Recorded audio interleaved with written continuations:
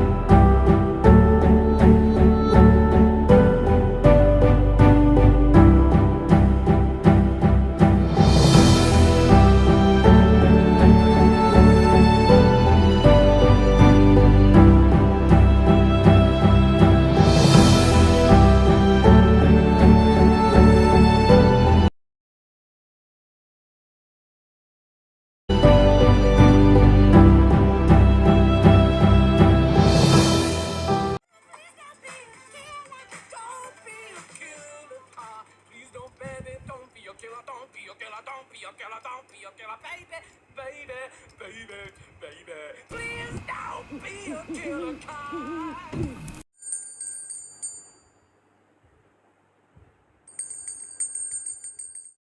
Malaysia has become a more developed country as urbanization and industrialization boost. To support the development, an ever-expanding road network is being built. Deforestation occurs before the construction of roads takes place. Wildlife lose their habitat in order to build road networks proportions. Hundreds of millions of animals are killed every year throughout the world due to road traffic.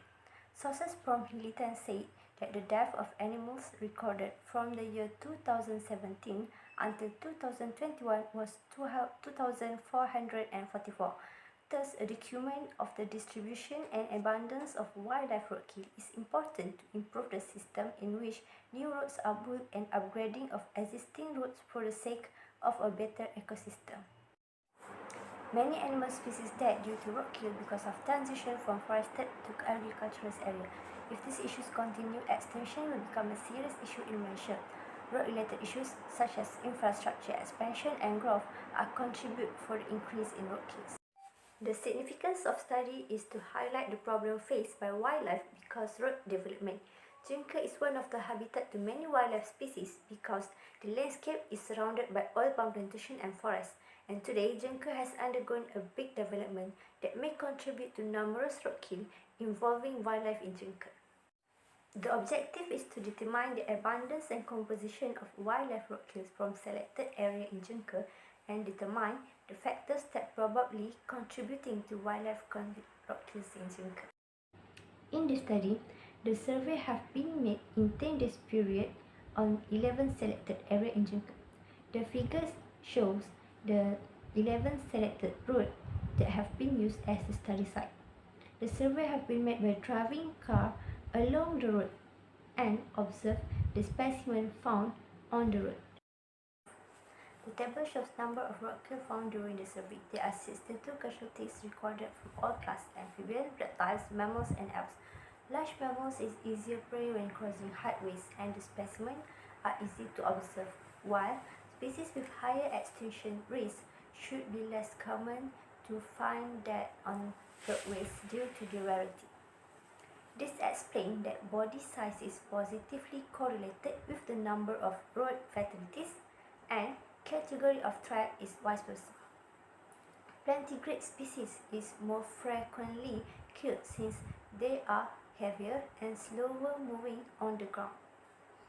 The mid-elevation Jengka probably supports significant snake abundance or dispersal activity. These may be the factors that contribute to higher number of reptiles and mammals. See, the figure and table below shows the distribution of roadkill found along the selected route. Jalan Bandar Jengka with 22 specimens contribute to the highest roadkill found. The factors is because there are high vegetation of bushes and plantation that is habitat to wildlife. The space of the vegetation between the roadside and road is also narrow. There are also less housing and development area along the road, and this is a few species that become the casualties of the wildlife vehicle collision in Jengka. In conclusion, it can be observed from the study an amount of 72 individuals has been killed due to vehicle collision in Jengka in 10 days period, but 10 is unidentified. It also can be concluded that all the roadkill specimens had been found on almost all selected routes, especially on the route with high vegetation and less development. In order to decrease the incidence of roadkill, mitigation steps such as building and organizing wildlife crossing, table drain, roadside fencing, and installation of a signboard warning should be considered for this area. Further research is important to ascertain the precise number of wildlife victims of road accidents in this region as well as the contributing causes.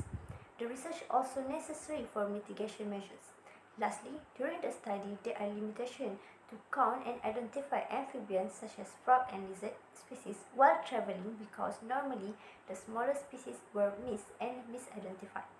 There are also limited time to survey all selected roads every day, assuming there are few specimens that are already removed by local people, reputation of collision, or the weather.